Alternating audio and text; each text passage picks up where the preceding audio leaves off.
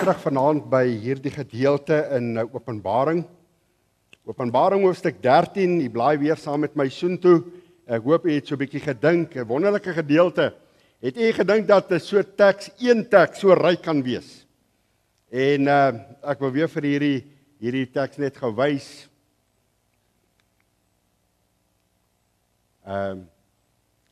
Ek wens ek moet miskien 'n sessie maak om vraag en antwoord as dit kom by hierdie kaart kom. Miskien is daar baie vrae, maar ek wil net dit sê, die hele boek Openbaring is opgesom in so 'n kaart.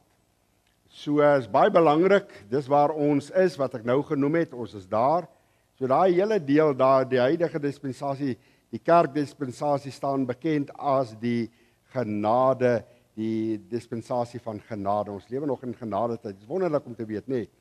As ek genade vir jou wil verduidelik, dan is dit onverdiende guns alleen. As ek dit in 'n prentjie vir jou moet verduidelik, dan onthou jy die ark, die verhaal van die ark. En op Genesis 7 sê dat die ark se deur het nog vir 7 dae oop gestaan. Hoekom sê die Bybel 7 dae? Want dit het gepraat van nadat Noag en sy familie in is, het God die ark se deur 7 dae laat oop staan. Wat praat van genade tyd. Enigiemand kon ingegaan het. Vir 120 jaar het Noag hierdie boodskap gepreek. Kom in, kom. Kan jy glo 120 jaar? Ek wonder hoe moes hy gevoel het om oor en oor te sê, maak jou saak reg met die Here, en hulle het vir hom gelag. Hy het hom in sy tyd is net 8 mense gered en hulle het vir hom gelag. Hy het gesê daar gaan 'n watervloed kom. God het gewaarsku. Wat het al van water af geweet tot en met Genesis hoofstuk 6, het al net gelees van dou. Jy het nooit gelees van watervloede nie. Toe hy nou praat van die watervloed, toe lag hulle vir hom. Dink jy God sal hierdie wêreld, hoor mooi, God het hom gewaarsku. Soos God ook vanaand vir u waarsku, die wêreld sal met vuur. God gaan vuur stuur om hierdie wêreld te verbrand. So, as jy dit vir mense sê, of as jy praat oor die wederkoms van mense, van die Here Jesus, dan lag mense, maar hoor nou mooi. Nadat Noag in is, hou God die deur 7 dae oop. Kom in. 6 dae. Genadigheid. 5 dae. Kom in. Noag staan by die deur. Hoor mooi, die ark het 'n deur gehad. Hy sê kom by die deur in. Kom in. Ja, Noag, kom nou. Water. Jy bou 'n skip. Ons ken nie water nie. 5 dae. 4 dae. 3 dae. 2 dae. Hoor mooi. En die laaste dag het aangebreek en hoor die woorde. Die Bybel sê, gaan lees dit in Genesis 6 en Genesis 7. God het die deur van die ark gesluit. Daar gaan 'n dag kom. Hoekom het God die deur gesluit? Want Noag sou die deur oopmaak. Daar's 'n tyd, ons noem dit genade tyd, wat verbygaan. En God gaan die deur sluit en almal wat buite is. Matteus 25. Here sê die Bybel, Matteus 25. Die 5 maagde het, die dwaase maagde het gekom en aan die deur geslaan en gesê, maak vir ons oop, maak vir ons oop. En hoor hoe die stem van binne, die deur is gesluit. Hoor mooi, jy is of vanaand binne die ark, of jy staan vanaand buite die ark. As jy buite staan, as jy Jesus nog nie ken nie, dan wil ek vanaand vir jou sê, dis genade tyd. Ek wil vanaand vir jou ietsie 'n woord gebruik, en daai woord moet vanaand die Heiliges in jou hart inprint, ingrafeer, gaan hoe jy op die einde van die boodskap gebruik. So dis genade tyd, die ark se deur staan oop, die hemel se, ons noem dit genade tyd, nee, maar kyk, hier gaan iets gebeur. Die koms van die Here Jesus gaan in 2 fases plaasvind. Hier kom hy vir sy bruid, vir bloedgewastes, vir wedergebore mense, en hier kom ons saam met hom weer terug, en hier is die oordeelsdag, hier gaan die oordeelsdag plaasvind. Handelinge 17 vers 30, God het die tye en die onkunde oorgesien en verkondig nou aan alle mense oral dat hulle moet bekeer omdat hy 'n dag bepaal het. Ek noem dit payday. Elke mens gaan voor die Here staan. Elke persoon wat Jesus nie aangeneem het nie, gaan eendag voor hom staan. Bloedgewastes, wedergebore mense, se sondes is al reeds onder die bloed. So hulle gaan daar die bruilof van die lam gaan hulle deurmaak. Ons gaan daar krone uitgedeel word. Daar word gepraat van 5 verskillende krone. Ek sal dit weer vir u noem. 5 verskillende krone wat daar uitgedeel gaan word. Maar as Jesus hier terugkom, dis 'n verskriklike tyd. Dan, soos ek vanmôre gelees het, gaan hy die duiwel, hy gaan die antichrist en dan die valse profeet gaan hy voor hom hê en dan gaan hy almal wat hy verlei. En as jou naam sê Openbaring 20 vers 15 nie opgeteken is in die boek van die lewe, word jy in die poel van vuur. Hoor mooi. Daar's 'n plek wat vir die mens wag wat Jesus nie ken nie. Die swaar brandhel van God. Of jy daarin wil glo en of jy dit nie glo nie, dit gaan nie die waarheid wegneem van God se woord nie. God se woord sê daar so 'n plek. Daar's 'n hemel en daar is 'n hel. En ek praat met u omdat ek graag wil hê dat u hemel toe moet gaan. Ek wil nie hê dat u moet verlore gaan. Dis hoekom ek so ernstig is oor hierdie dinge. So die boek Openbaring tot hoofstuk 3. Hier begin hoofstuk 4 en hy hardloop en jy gaan lees. Jy gaan nooit van hoofstuk 4 af lees oor die bruid van die Here Jesus, oor die kinders van die Here nie. Jy gaan niks daarvan hier lees nie. En hier van Openbaring 19 af, dan gaan jy weer begin lees. Dan is daar 'n ander prentjie wat Johannes sien. So daai deel, daai 7 jaar van hoofstuk 4 tot 19 gebeur alles wat op aarde gebeur. Hier het hy vir die eerste keer in die hemel ingekyk, die hemel geopen gesien en hy het gesien, wow, die kinders van die Here is weg en hy sien hulle daar en hier is 'n verskriklike tyd. Hier word die anti-kris openbaar, hier word die valse profeet, ek is met jou besig hieroor en dan gaan die duiwel, die anti-kris en die valse profeet. Ek wil net dit weer vir u sê, as dit u lees, dan moet jy dit lees, daai 7 jaar. Die eerste 3,5 jaar sal dit makliker wees, die anti-kris gaan openbaar wees en word soos 'n lam. Maklik gaan hy na vore kom, die valse profeet ook, maar daar, hy het 'n verbond hier met Israel gesluit en hier het dinge verkeerd geloop en dan gaan die tafel omgegooi word en dan gaan sy ware klere na vore kom. Jy sien hierdie hele deel gaan daaroor dat die sataniese trio is in opstand teenoor God. Dis waaroor die hele Bybel gaan. Dit gaan oor die Here Jesus in jou. As jy Jesus aangeneem het, dan gaan dit oor Jesus in jou. En hy sal alles in sy vermoë doen om die Here Jesus in jou, ek gaan dit nou maar baie plat sê, nie kanseltaal sê nie, om die Here Jesus binne in jou by te kom. Dis waaroor dit gaan. Dis hoekom hierdie stryd. Daar 'n stryd is, Efesiërs 6 vers 10, eintlik by broers, word kragtig in die Here en die krag van sy sterkte, trek die volle wapenrusting van God aan, sodat jy staande kan bly. Dis die posisie wat ek en jy moet inwees. So maar is 'n baie interessante gedeelte. So, miskien moet ek een aand net vir jou hierdie baie mooi verduidelik. Daar het ek hom net vir jou 'n bietjie getrek, maar hier's vers 11. En Johannes skryf, en nou het ek vir jou gesê hoe jy moet lees hoofstuk 13. As jy hoofstuk 13 vers 1 begin, dan beskryf hy van die dier, daar's 3 diere wat ek vanmôre vir jou genoem het. Die eerste dier is die anti-kris wat uit die see uitgekom het. Ek gaan nog vir jou daai deel mooi verduidelik. En hier beskryf hy in hoofstuk 11, in hoofstuk 13 vers 11, en uit die aarde het ek 'n ander dier sien opkom. So hy het nou al 2 diere gesien. Hy het die draak gesien. Hy gaan 'n bietjie later in hoofstuk 13 praat hy in vers 4 van die draak. So hy sien eerstens die anti-kris, dan sien hy die draak en nou sien hy die derde dier waar die valse profeet is. En ek het hierdie teks vir jou verduidelik. Hy kom uit die aarde, deur Jesus het uit die hemel uitgekom.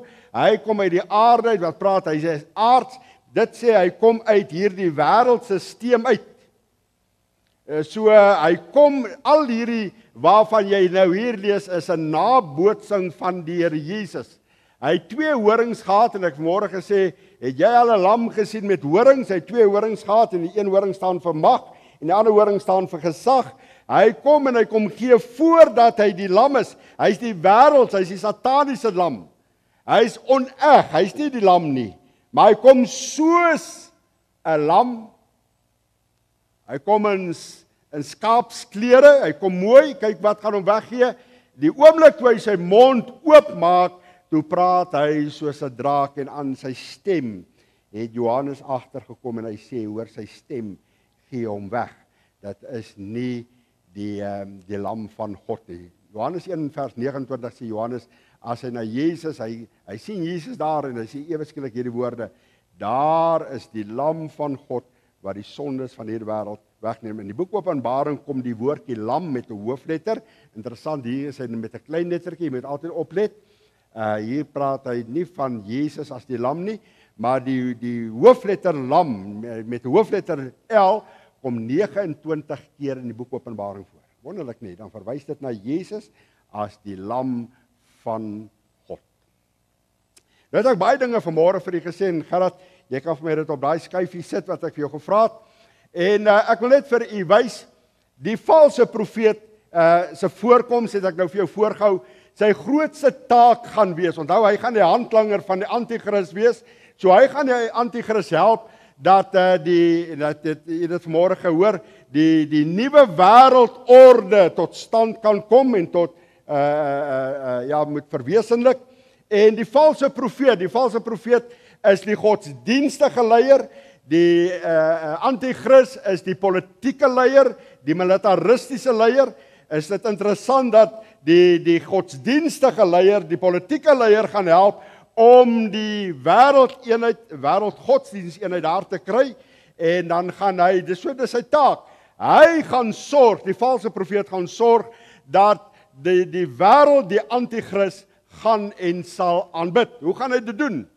So om dit te kan regkry, moet daar 'n een wêreld godsdienst tot stand kom. So op hierdie stadium agter die skerms word daar hard gewerk deur al die jare, en ek het vanmôre vir jou 'n paar datums juis genoem, omdat ek wil hê jy moet agterkom van wanneer af werk hulle al aan hierdie ding, dat al die godsdienste onder een sambreel moet inkom.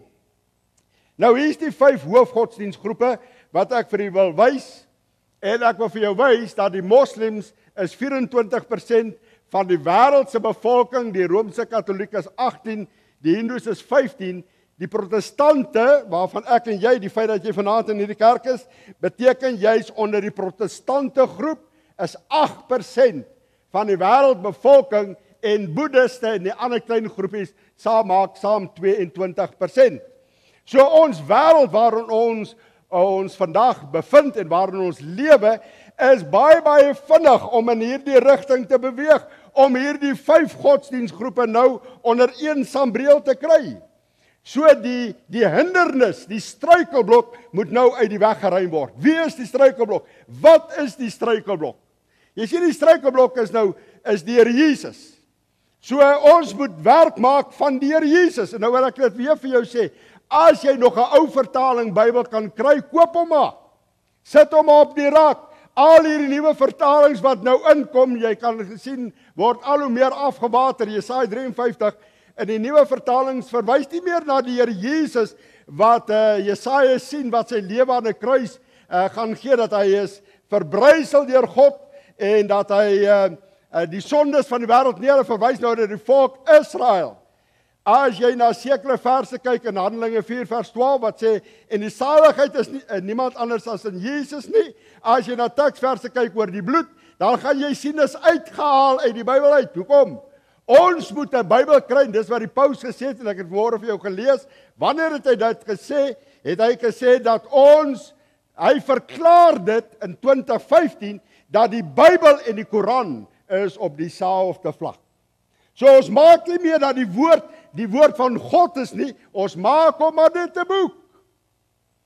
En toe lees ek vanmôre vir jou, ek praat vanmôre met jou oor Chrislam. Chrislam is 'n beweging wat die Christendom en die moslems bymekaar uitbring. So daar een Sondag word daar uit die Koran gelees, en een Sondag word daar uit die Bybel uitgelees, en almal is welkom daar. Dis welkom. Wil vir niemand aanstoot gee nie. Is dit nie wat ons al vandag ervaar nie? Ons mag nie aanstoot gee nie. Ons mag nie kritiseer nie, hoor ek, sê mense. Maar hierdie mense, daar's 3 groepe, hulle is vinnig besig om hierdie een groot godsdienststelsel onder een sambreel, al 5 hierdie groepe. Hoor wat ek nou vir u gaan sê. 'n Nuwe een wêreld godsdienst is op pad, en dit sal 'n multi-godsdienststelsel wees.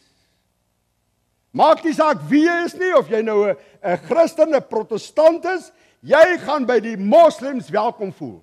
Maak nie saak of jy 'n moslim, 'n hindoe, of wat ook al is nie, jy gaan by die protestante in die Christelike kerk, gaan jy welkom voel. So ons haal die angel uit, as ek so kan sê. Ons haal die Here Jesus uit, wat die probleem is, want die saligheid is nie meer deur hom alleen nie. Alle paaie lei na Rome. Dis wat hulle sê. So stadig maar seker wil ek vir u sê, ons staar 'n nuwe een wêreld godsdiens en die valse profeet, hy gebruik 3 sisteme. Daar's hulle 3 groot instansies wat aan die werk is. Jy kan nie glo nie en ek gaan dit net vir jou vlugtig noem, want ek wil graag uitkom by die 5-punt plan. Daar is hy. Hy gebruik die Romeinse Katolieke Kerk met groot sukses. Daar's hy. Ek wens ek het tyd om dit vir julle al te lees wat ek weer op notas het. Hy gebruik die paus.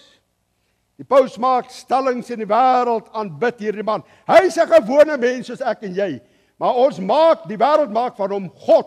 En as hy iets sê, dan spring die wêreld. Hoor gou mooi, hy is 'n gewone mens soos ek en jy. Daar's een God, daar's een middelaar tussen God en die mens, en dis die mens Jesus. En dit kom die paus in die Romeinse Kerk, hulle sal ook oor Jesus praat. Hoor gou mooi, hulle gebruik hierdie ding om jou en my sag te maak.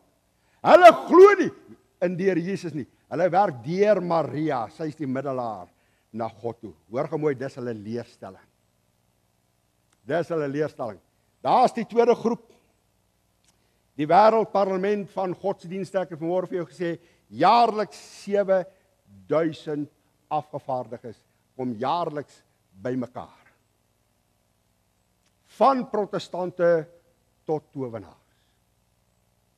'n Lang lys, ek het dit op my notas, ek kan dit vanaand vir jou lees. Jaarliks kom hulle bymekaar. En hulle is besig hoe om te praat, kom ons kry al die godsdienste onder een sambreel. Wat sê dit?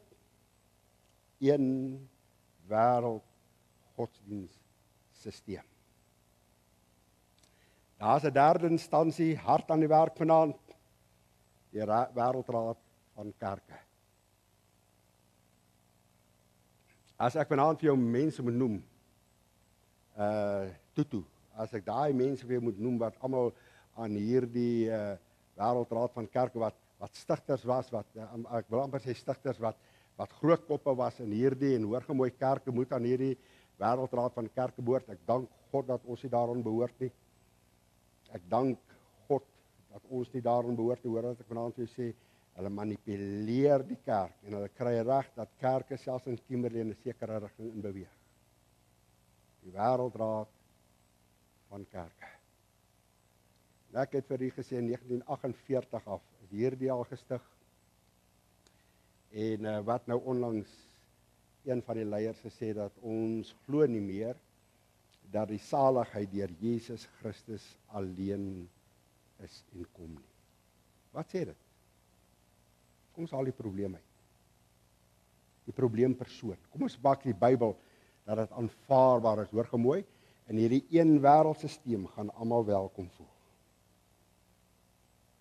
En weet jy wie sit agter al hierdie dinge? Hy gaan geopenbaar word. Sy naam is die valse profeet. Ek sê weer vir jou en ek het dit môre vir jou bewys. 11 verse in die hele Bybel handel oor die valse profeet. En hy het die mag om die wêreld daar te kry wat ek vanaand vir jou wil wys. Ek gaan nou nie vir u hier nie. Ek gaan dit sit vir my op die volgende skyfie en ek gaan vir jou uitdra. Die vraag is, hoe gaan hy dit doen? Ek het vir jou gesê sy taak is, sy hooftaak, die valse profeet se hooftaak is, sy taak is, want hy is die handlanger van die anti-kris. Die anti-kris gaan sit in die tempel, ek het môre vir jou gewys, waar gaan hy sit? Hy gaan daar sit en hy gaan voorgee dat hy God is. En mense gaan voor hom gaan lees. Die Bybel praat van skares, die Bybel praat van menigtes wat voor hom gaan neerbuig. Wie gaan dit regkry? Hoe gaan hy dit doen? Jy sien die valse profeet, die godsdienstige leier, dit is verskriklik vriende vir my gedagtes, om daaraan te dink, my verstand is te klein om te dink, dat die Satan die kerk gaan gebruik, om sy vuilwerk te doen, sodat mense kan buig voor die anti-kris. So dit is sy taak. Hoe is die metode? Daar's 'n 5-punt plan. Hoe gaan hy te werk? Hoe gaan die anti-kris, die valse profeet dit doen, dat die mense hulle oorreed, daar's die woordjie te oorreed, dat die anti-kris voor hom te buig in hierdie een nuwe wêreld godsdiens. Hoe gaan hy dit regkry? Ek gaan gou vanaand vir jou twee tekste lees. En hier lê 'n 5-punt plan in. En hoor wat sê hy, kyk gou na Openbaring 13, ek wil jy moet dit in die Bybel raak sien. Hoor gou mooi, hier's 'n 5-punt plan wat hier so opgeteken is. Vers 16 sê, en hy, die valse profeet, maak dat almal, klein en groot, ryk en arm, en vrymense en slawe, 'n merk op hulle regterhand en op hulle voorhoofde gegee word, sodat niemand kan koop of verkoop nie, behalwe hy wat die merk of die naam van die dier of die getal van sy naam het. Hier praat hy van 'n merk, hy praat hier van 'n nommer, en hier kom in vers 18, hier kom die wysheid te pas. Wie die verstand het, laat hom die getal van die dier bereken, want die getal van 'n mens en sy getal is 666, 666. Hier is die 5 dinge. Hy gaan wonderwerke doen. Vers 13, vers 14 wat ek vir jou gewys. Hy gaan beeldeaanbidding doen. Ek het môre vir u gesê daai hele 7 jaar gaan bestaan uit duivelaanbidding en antichrist aanbidding. Hy gaan beeldeaanbidding inbring. Hy gaan die doodstraf inbring. Doodstraf is onthoofding. Ek stel dit maar vir jou 'n bietjie sag. Maar jy gaan onthoof word. Hy gaan 'n merk op die liggaam aanbring. En daar is die 5de ekonomiese uitsluiting. Hoe gaan hy dit doen? Kom ek vertel vir jou so 'n bietjie van elkeen. Die maniere wat die valse profeet gaan gebruik om dit toe te pas, te implementeer, sodat mense voor hierdie antichrist kan buig, hom kan erken as God, gaan hy hierdie 5 dinge dan ook doen. Kom ons kyk 'n bietjie na hierdie 5-punt plan. Hy gaan wonderwerke doen. Lees gou hier saam met my. Kyk wat gaan hy doen. Mense sal sê, maar dis God. Dis God wat dit doen. Hoor gou mooi.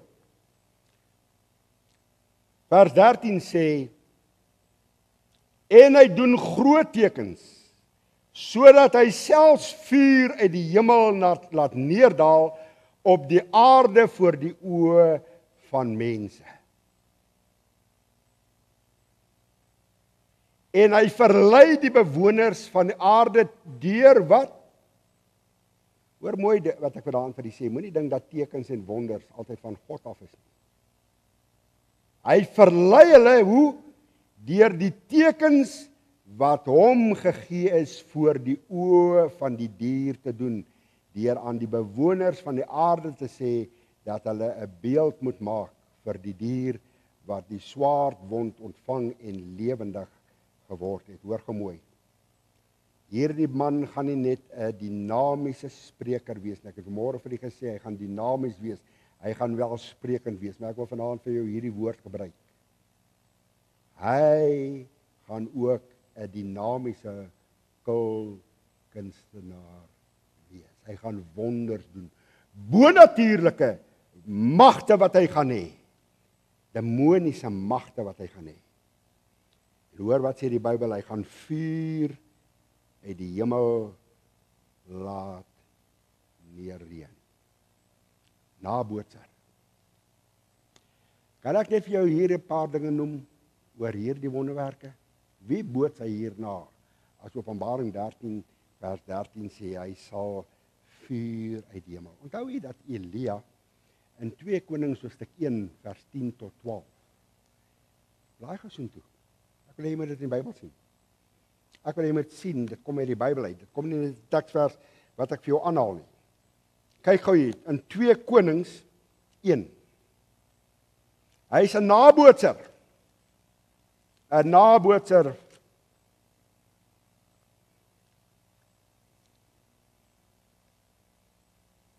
Twee Konings 1 vers 10. Toe antwoord Elia en sê aan die owerste oor 50, as ek dan 'n man van God is, mag daar vuur van die hemel neerdal en jou 50 verteer. As ek 'n man van God is, sê Elia. Wat gaan die valse profeet doen, die hierdie godsdienstige leier? Hy wil hê dat mense moet dink dat hy is van God gestuur. 'n Man van God. Elia sê, as ek dan 'n man van God is, dat ek dan vuur, hoor nou mooi wat sê die B-gedeelte, en daar het vuur van die hemel neergedaal en hom met sy 50 man verteer. Hy gaan dit doen.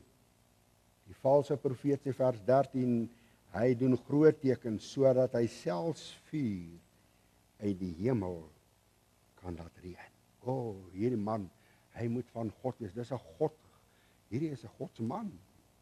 Hoor gou mooi, hy's 'n Godsman. Hy's 'n nabootser. Ek wil vanaand vir jou sê, as jy daar iets is waaroor jy moet toedek, dan is dit, Here, bewaar my dat ek nie agter wonders en tekens aangaan nie. Inteendeel, die Bybel sê, mense wat agter dit aangaan is 'n ongelowige geslag. Hulle jaag na wonders, en hulle jaag na tekens. Wow, kom kyk hierdie wonders.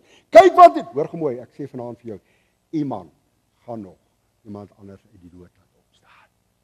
En mense gaan sê, wow, is 'n Godsman. Die valse profeet het dit reg gekry. Hy boots God na met Pinksterdag, Handelinge 2. Met die uitstorting van die Heilige Gees, terwyl 10 mense in die bovertrek is almal daar eendragtig by mekaar, en toe het daar 4 tonge uit die hemel uitgekom, sê die Bybel. Hy boots God na, hy's 'n nabootser. Die Bybel sê, hy sal tekens, hy sal groot tekens doen, hy sal wonderwerke, hy sal selfs vuur uit die hemel laat neerdaal. As jy Openbaring 12 gaan lees, daai 2 diensknegte van die Here was besondere diensknegte. En hulle het 'n probleem met hulle vyande gehad, toe bid hulle, toe sê hulle, Here, stuur vuur, sodat daar met ons vyande gehandel kan word. Openbaring 12, en God het vuur gestuur. Hoor gou mooi, die valse profeet gaan groot wonders doen. Hulle gaan vuur, hy gaan selfs vuur, hierdie godsdienstige leier, gaan selfs vuur uit die hemel laat neerdaal. Die tweede manier, die tweede metode hoe hy gaan gebruik, beeldeaanbidding. Hy gaan die beelde van die Antichrist laat oprig. Hoor gou mooi. Ons lewe in 'n tegnologiese tyd. En deur tegnologie kan hulle alles doen. As hulle dit al kon doen in Daniël hoofstuk 3, om 'n beeld van Nebukadneser op te rig. Hoor gou mooi. Ek weet nog nie, ek kan nog nie presies in die boek Openbaring dit sien nie. Maar jy sien hierdie Mandela beelde wat so opgesit word, nê. Oral te maak hulle die mense gewoond aan beelde. Dis net oprigting van nog beelde en nog beelde. Hoor gou mooi. Hulle maak jou en my, hulle breinspoel jou en my. Maar die boek Openbaring, ek kan nog nie my vinger daarop druk, maar ek wil dit net vir jou noem, nê. Hy gaan beelde oprig. Met ander woorde, daar gaan meer as een beeld van die Antichrist wees. As jy daar is, of jy daar is en jy sien hom, dis amper soos wanneer jy Mekka toe gaan, dan moet jy buig. Op die ou einde gaan die Antichrist in die tempel sit. Daar die persoon, daai persoonlikheid gaan in die tempel sit, en hy gaan voorgee dat hy God is. Maar hy, die valse profeet, gaan sorg dat daar beelde opgerig word. Wat sê dit? Beelde aanbidding gaan 'n prominente rol in hierdie nuwe wêreldgodsdiens speel. In hierdie komende groot verdrukkingstydperk, beelde aanbidding. Nie minder as 10 keer, sê die boek Openbaring, vertel hy vir ons hierdie beeld en die aanbidding van hierdie beeld. 10 maal. Dit sê vir my, daar gaan beelde deur die valse profeet opgerig wees. En weet jy wat? Ek noem dit vir jou. Wie gaan dit doen? Wie gaan die verantwoordelikheid neem, die inisiatief neem om hierdie beeld op te rig? As dit dan van die kerk se kant af kom, behoort dit reg te wees. Hierdie godsdienstige leier, die valse profeet, hy gaan die inisiatief neem en hy gaan hierdie beelde so oprig. Kan jy jou voorstel? Vriende, weet jy, as ek voorberei En ek sit en ek laat my gedagtewêreld so gaan en ek sien menigtes as die Bybel dit sê, hoe hulle loop en ons sien daai beeld, dan sak hulle so voor daai beeld neer aanbid. Ons aanbid, hy's God. Hy's 'n God, hy's nie die lewende God nie. Hulle maak van hom, die valse profeet maak van hom God. En die wêreld moet voor hom neerbuig. Ek gaan nou vir jou wys. Maar as 'n derde ding, 'n derde plan wat hy by die Bybel sê, hy gaan die doodstraf inbring. Met ander woorde, hy gaan onthoofding. En ek wil vir jou hier 'n paar dinge sê. Ek het nou nie alles op die skerm nie, maar ek wil dit graag vir jou lees. As jy na Openbaring 20 vers 4, blaai gou saam met my soontoe. Ek wil hê jy moet dit in die Bybel sien. Die Bybel praat vir homself. As jy in Openbaring 20 kyk, wat beteken onthoofding? Dit beteken, wat beteken doodstraf? Hy gaan die mag hê om mense, die valse profeet, het nou so ernstig gaan kyk maar na die stappe. Hy daar begin en dan het hy dit gedoen en dan kom hy daar, hy die mag om mense dood te maak. Onthoofding. Openbaring 20 vers 4. Ek lees die B-gedeelte. En ek het die siele gesien van die wat onthoof is. Nou, ek wil dit hier sê en ek wil dit baie versigtig sê. En u moet nou nie u regmaak daarvoor nie. Maar ek wil vir u sê, hierdie siele wat Johannes nou sien, onthou die Jode speel 'n geweldige groot rol. Hulle het Jesus verwerp. Johannes 1 vers 11 sê, hy het na sy eie mense toe gekom en sy eie mense het hom nie aangeneem nie. Vers 12 sê, maar almal wat hom aangeneem het, toe hy na sy eie volk toe gekom het, wou niks met hom te doen het gehad het nie. Inteendeel, hulle het geskree, kruisig hom, weg met hom. So Sagaria 13 sê dat wanneer hy gaan terugkom, die tweede deel wat ek vir jou gewys het, wanneer hy gaan terugkom, saam met die heiliges, noem die Bybel dit, dan gaan hy met sy voete, die eerste keer gaan ons hom in die lig tegemoet, sê 1 Tessalonisense 4 vers 16, ons gaan hom in die lig, maar die tweede keer as hy afkom, gaan hy met sy voete op die Olyfberg staan, sê die Bybel, en dan gaan ook hulle wat hom deursteek het, die Jode, daardie soldaat wat hom deursteek het, hierdie is die Messias. Die 144.000 waarvan die boek Openbaring praat, is nie wagtoring of die Jehovah's of daai nie. Dit is Jode wat sendlinge wat gaan sien, maar dis die Here Jesus hierdie, dis die Messias, dis die Lam van God. Hierdie is 'n valseun. Hulle gaan dan tot bekering kom. Die Jode speel 'n geweldige groot rol in die groot verdrukking. Hoor wat ek vir julle sê. Nou word hulle terwille van hulle geloof word hulle onthoof. Terwille van die feit dat hulle wil buig voor die anti-kris nie, word hulle onthoof. Nou sien Johannes, hy sien, hoor hier woorde, hy sien die mense en hy sê, en ek het hulle siele gesien. Is jy met my? So moenie dink daar's 'n tweede genade tyd vir jou as jy agterbly nie. Jy dit nie nou gaan maak, jy gaan nie in daai tyd maak nie. Maar hoor wat sê Johannes. Wat sien hy? Wat sien hy voor die troon? En ek het die siele gesien van die wat onthoof is. Hoor nou mooi waarvoor. Wanneer staan jy uit vir Jesus? Het jy al in hierdie lewe die naam van Jesus in jou besigheid gebruik, dat jou werkers kan weet dat jy 'n kind van die Here is? Hoor wat het hierdie mense gedoen? Hoekom is hulle onthoof? Hulle is onthoof oor die getuienis van Jesus Christus. Hy's 'n Jood. Weet jy wat ek wil vir jou sê, mede-Jood, ek wil vir jou sê, ek het gesien dis die Messias. Ek het gesien toe hy daar sy voet op die Olyfberg, hoor gemooi, dis Jesus. Nou, ek het hom verskoning gevra, ek het voor hom gebuig, ek het hom gesê, ek is jammer, ek het u verwerp, vir al die jare, dat ek geglo die Messias moet nog kom, hy het gekom, Here, ek is jammer, in die groot verdrukking, vriende, hoor gemooi, dis God gewerk, vir 'n Jood, om dan, tot bekeer, wat terwille van hulle getuienis, hulle is nie die geheime getuies, wat ek en jy is, vir die Here nie. Hulle het gegaan, die Bybel sê, Johannes sê, hulle is onthoof oor die getuienis van Jesus, hoor nou mooi, en oor die woord van God. Tweede ding, nommer 3, en die wat die dier, nommer 4, en sy beeld nie aanbid het nie, en die merk op hulle voorhoof op hulle regterhand nie gevat het nie. Wow, ek gee nie om nie. As ek hierdie vers lees, vriende, ek is vanaand 'n oupa, maar ek wil vir jou sê, nee, my hart maak so.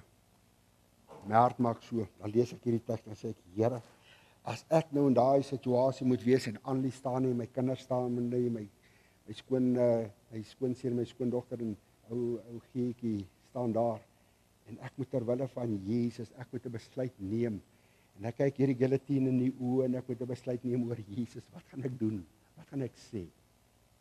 Wat gaan jy sê? Wat gaan ek sê? En ek staan by staan as hulle vanaand by hierdie kerkgebou moet inkom en sê, kies Jesus of kies om onthoof te word. Wat sal ons doen? Ons is maklik. Ons is tussen ander kinders van die Here. As jy die doodstraf in die oë moet kyk, sal jy Jesus, hoor gou mooi, terwyl van die getuienis van Jesus. As daai persoon daar staan en ek sê, hoor gou mooi, ek wil net vir jou sê, weet jy, hy het my sondes vergewe, hy het my naam geskryf in die boek van die lewe. Dis my getuienis, terwyl van die woord en terwyl van die woord, en ek staan met die Bybel hier en ek glo dit wat hy sê, dat as ek my oë in hierdie lewe toe maak, as ek by die Here Jesus, ek gee vir jou 'n derde kans. Wil jy nie, maar nog weer een keer buig, net voor hierdie anti-kris, net voor hierdie beeld. Dan sal ons jou oor sien, hoor gou mooi, en ek besluit, nee, luister gou mooi. Terwille van Jesus, ek gaan nie. Maak nou nie saak of die guillotine al so vir my reg staan nie. Maak nie saak. En jy sien ek met my kop net daar insit. Ag, vat net die merk. 5, daar's 5 dinge. Vat net die merk, man, dan los ons jou. Op jou voorhoof. En ek hoor ander kinders van die Here sê, ag man, nie so ernstig wees nie. Ek hoor ander voorgou mooi. Dink aan Annelie, dink aan jou familie, dink aan jou klein seun. Wat gaan ek hier doen? Dis wat daar gaan gebeur met die Jode. Dit is wat gaan gebeur met hulle wat in die groot verdrukking by die Here 'n keuse vir die Here gaan maak. O, ek hoor hoe daardie man sy vrou terugtrek en sê, my vrou, net terwyl ek gaan dit doen terwyl van jy. Hoor jy die gekreun? Hoor jy die gegil? As daai byl val, hoor jy dit? Maar vanaand wil jy, as jy nie standvastig is in die Here Jesus nie, gaan jy dit nie maak. As jy daai doodstraf in die oë kyk, as jy onthoofding in die oë kyk, hoor gemooi, Johannes sê, ek het die siele gesien van hulle wat onthoof is. Hy begin daar. Wat onthoof is. Terwille van die naam van Jesus, van hulle getuienis, terwille van die woord, wat nie voor die anti-kris gebuig het nie, wat nie die teken voor die voorkop of voor die hand gehad het nie. Ek het al siel gesien. Hulle het gesê, dis reg. Sal jy dit kan sê, meneer? Mevrou, jong meisie, kan jy dit sê? Hoe sterk is jy vanaand in jou geloof? Kan jy soos Petrus ook maar Jesus verloor. Jy sien, jy's 'n geheimagent hier binnekant vir hom. 'n Geheimagent. Hulle het dit openlik, maak nou nie saak wat gebeur nie, hulle het openlik hom bely. Openlik. Openlik. Maar vanaand vir die waarsku, daar gaan 'n tyd kom, waar ek en jy nie meer regop kan staan en bly staan.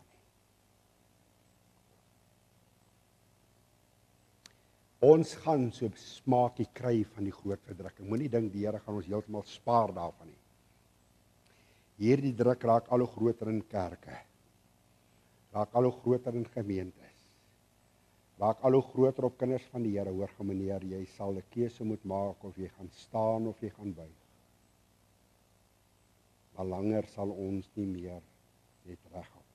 Ons moet 'n besluit neem. Gaan ek buig? Gaan die wêreld maak dat ek voor die anti-kris gaan buig. Gaan ek vanaand vir die Here sê, Here, ek hoor, ek weet wat dit my gaan kos. Maar terwille van die naam van Jesus. Vriende, mense lag vir jou as jy oor Jesus praat. Mense lag vir jou as jy oor wedergeboorte praat. Hulle lag vir jou as jy praat oor die wederkoms van Jesus. Ag, jy's nog van die ou skool. Hoor ek mense sê vir my. Is dit wat jy nog glo? Ons het aanbeweeg, sê hulle vir my. Terwille van Jesus. Die derde metode wat hy gebruik. Daar's 'n vierde metode. Hy gaan 'n merk op die liggaam van die mens aanbring. Daai teks sê, dink 4 of 5 dinge, 4 dinge. Kan ek dit vir jou noem, die 4 dinge wat hierdie vers sê,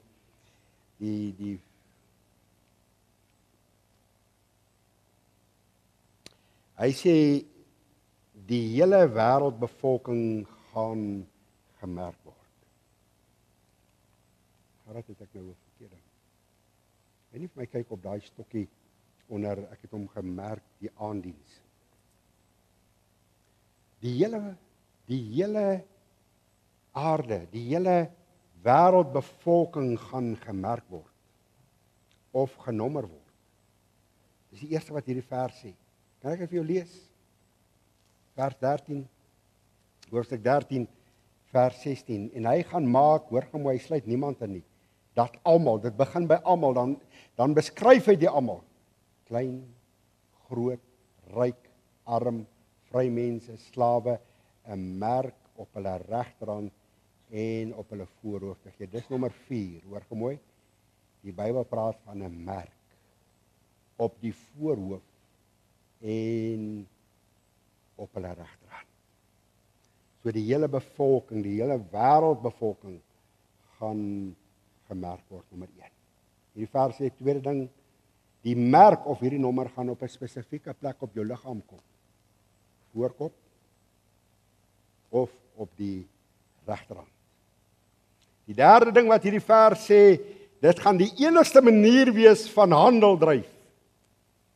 Niemand sal koop of verkoop nie sonder hierdie merk. Hierdie vers sê die vierde ding, dat daar is 'n getal betrokke, 6, 6, 6, niks. Hoe sal hy dit doen? En wie gaan dit doen? Die Antichrist. Ek wil vir u sê, hierdie merk gaan iets wys. Kan ek jou 2 dinge noem, wat hierdie merk gaan wys? Hoe loyaal ek en jy, dit gaan 'n bewys wees, my loyaliteit teenoor die Antichrist. My loyaliteit teenoor hierdie een wêreld godsdienstelsel. Ek is loyaal. Ag, hoor ek iemand sê, ag, vat maar net die merk man, dis nie so erg nie. Dis nie so erg nie, jy kan hom toemaak, jy kan hom wegsteek. Ek hoor wat sê mense, my gees is oor. Hierdie merk gaan 'n bewys wees dat jy onderskei gaan word van al die ander bewoners van die aarde. Hierdie merk gaan sê, jy's 'n anti-kris aanbidder. As jy daai merk sien, sal jy weet daai persoon is 'n anti-kris aanbidder. En ek sê vir jou, moderne tegnologie is al reeds daar. Kan ek vir jou net 'n paar dinge gou hier noem? Daar gaan 'n tydperk aanbreek. Jy moet mooi hoor wat ek vanaand sê. Waar die mensdom 24 uur van die dag dophou gaan word.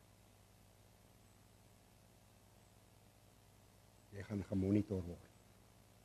Die valse profeet sal sorg dat jy gemonitor word. Dit beteken jy gaan jou privaatheid verloor, dit beteken jy gaan jou vryheid verloor. Dit beteken totale beheer. Dis die Antichrist.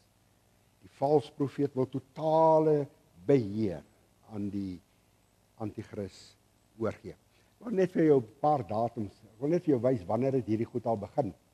En ek en jy is nog nie so mooi in die prentjie nie, nê, want ons word so vasgevang deur die sorges van die lewe. En terwyl die dinge gebeur, vang ons aan die slaap, nê? Hoor nou mooi. 'n kontantlose samelewing was alreeds beplan. Februarie 1996.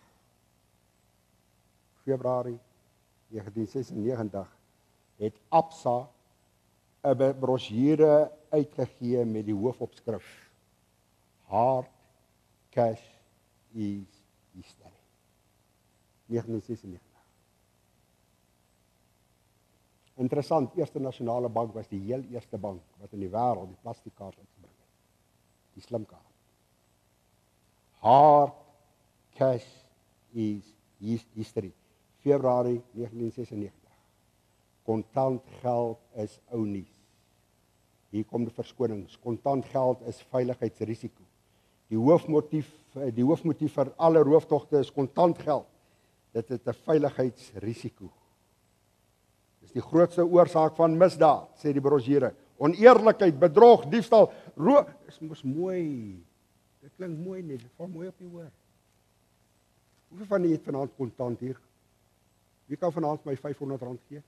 Haal gou jou R500 uit. Het jy kontant op jou? Hoekom nie? Ons is so gewoond gemaak. Ons tap. Maar kom, ek tap. Sien, maak jy by my jou gewoond. Die laaste metode wat hy gaan gebruik is ekonomiese uitsluiting. Ekonomiese uitsluiting. Die wat nie kan koop, wat nie die merk het nie, kan nie koop of verkoop nie. Hy sluit ons my en jou uit hierdie samelewing uit. Kan nêrens doen. Ek moet so laat dink aan COVID met die maskers. Ken jy hierdie woordjie no mask, no entry? Geen merk, geen entry. Jy die masker opgehad het nie, al was jy voor Pick n Pay. Jy het geld tog in jou sak, maar jy het nie 'n masker nie. Die masker gee jou toegang tot Pick n Pay om te koop. Die merk. No entry. As jy nie daai merk het nie, is dit asof vir jou gaan vra, waar is jou masker? Dis dieselfde gesindheid. As jy nie die merk op jou voorkop en op jou regterhand het nie, sal jy ekonomies uitgesluit word. Dit gaan vir jou baie moeilik wees om voort te bestaan. Wil jy net gou die 4 stappe noem hoe dit gaan gebeur? Ek het vanmôre vir jou gewys, maandag aan was dit op die nuus gewees.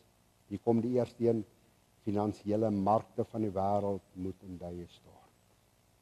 Vir 'n een geldstelsel, die dollar se waarde is besig om te val. Daar's 'n ander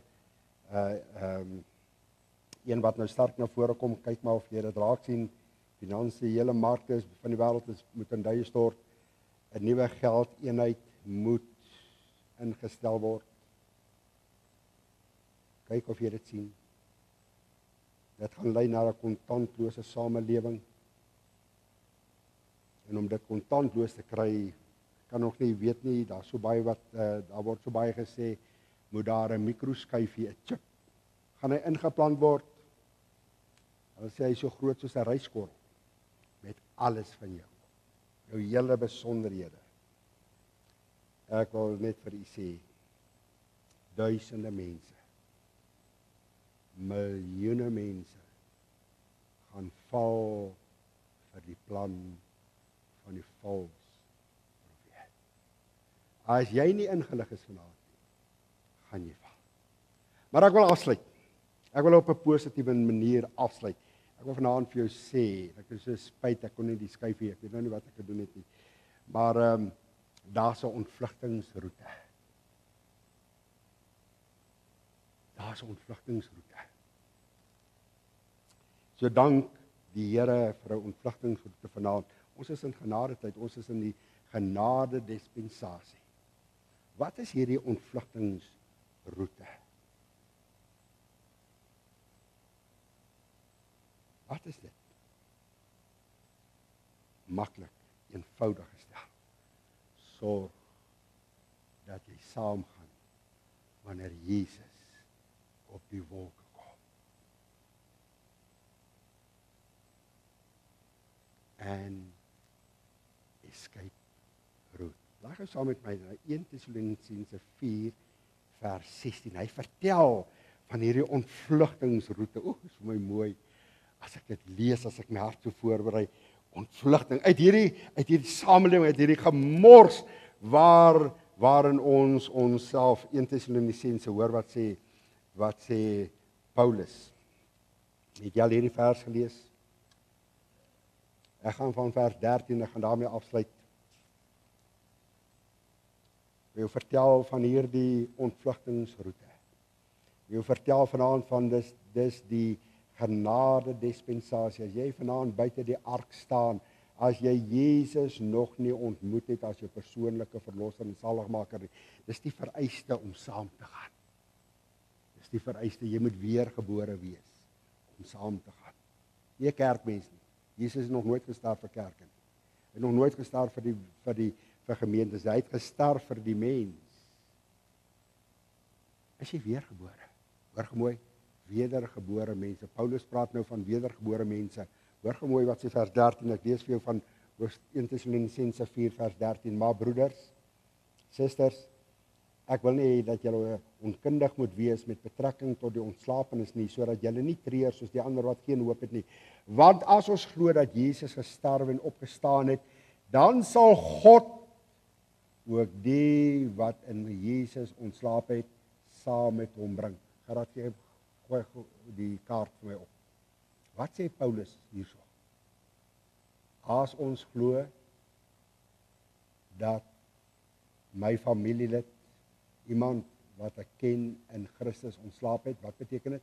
Wat Jesus geken het as my persoonlike verlosser en saligmaker, as hy kom, hoor my, sal hy hom saam met hom bring. Saam met hom. As ek in Christus gesterf het, is my siel daar, in 'n voorportaal iewerste. Hy's daar. Hy's by die Here Jesus. Hy sê, as hy by die Here Jesus, dit is nie wonderlik nie. Wat gaan jy wees as jy sterf? Dink jy die dood spreek die laaste woord? Jy gaan sterf soos 'n dier? Hond? Nee, daar's 'n lewe na die dood. Hoor wat sê hy? Want dit sê ons vir julle deur die woord van die Here, dat ons wat in die lewe oorbly tot by die wederkoms wat nou hier is. Tot by die wederkoms van die Here, die ontslapenis hoegenaamd nie sal voor wees nie. Vat 'n pen onderstreep vers 16, want, sê Paulus, die Here self, nie 'n engel nie, nie afvaardiging nie, nie 'n verteenwoordiger nie, want die Here self sal van die hemel af neerdaal. Wow. Die Here self sal van die hemel neerdaal. Met 'n geroep. Met die stem van 'n aartsengel en met die geklank van die basuin van God. En die wat in Christus gesterf het, sal eers opstaan. Hoor nou mooi. Daarna sal ons wat in die lewe oorbly saam met hom in wolke weggevoer word. Die ontsnappingsroete. Gaan jy deel wees?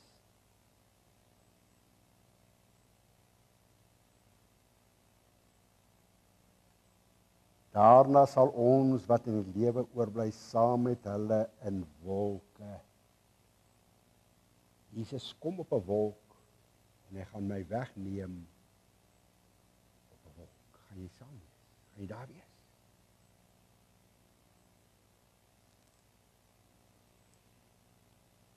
Die wat in Christus gesterf het.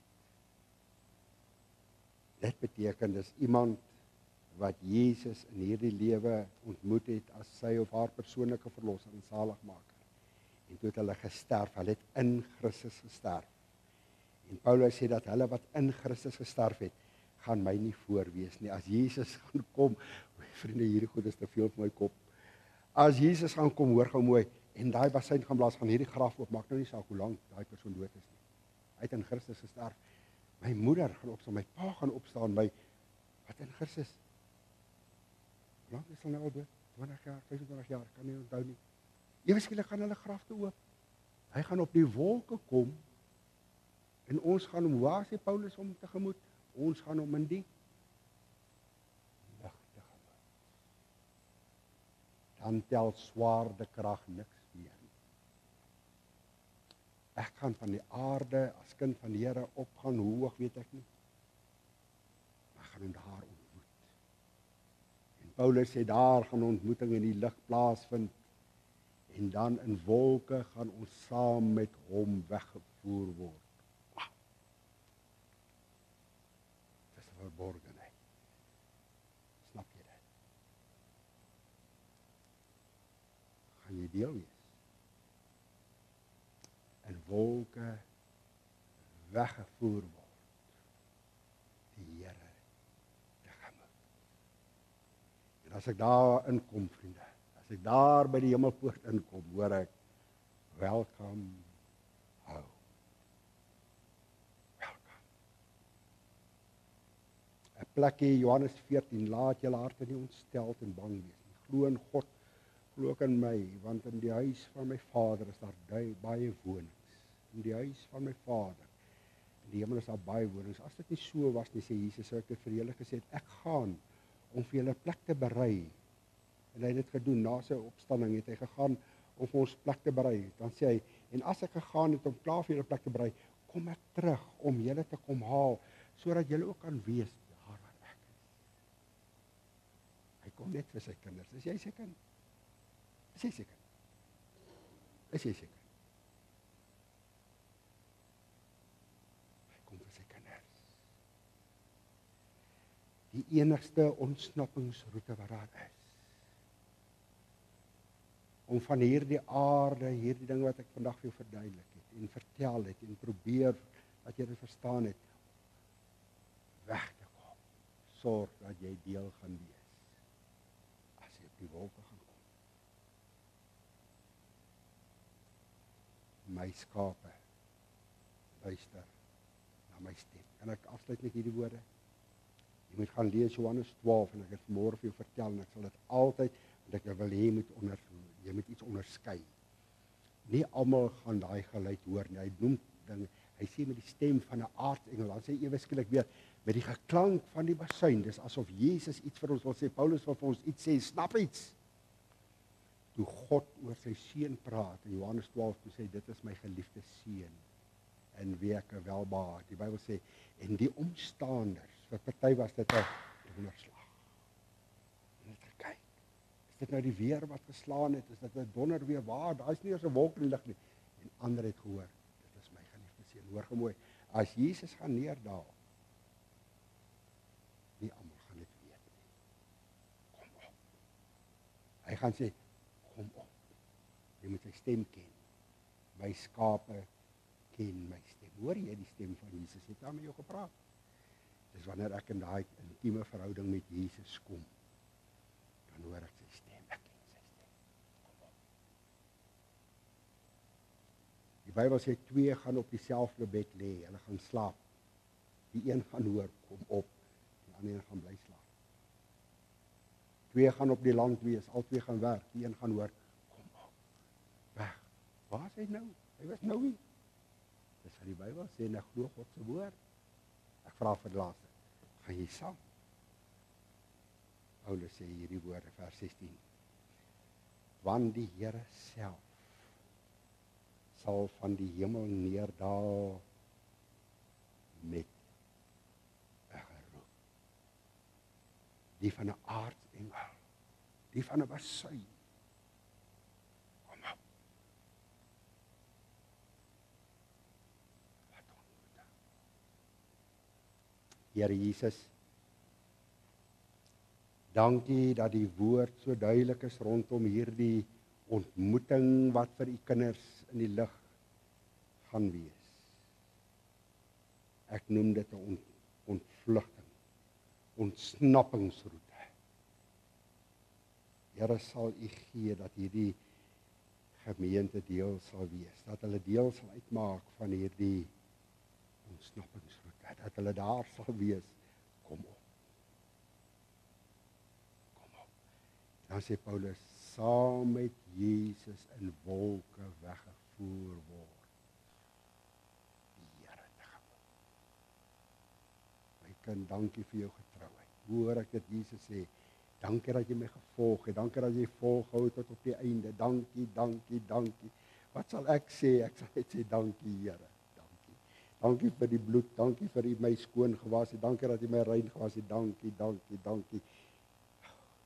Dink aan mense wat hier gaan agterbly.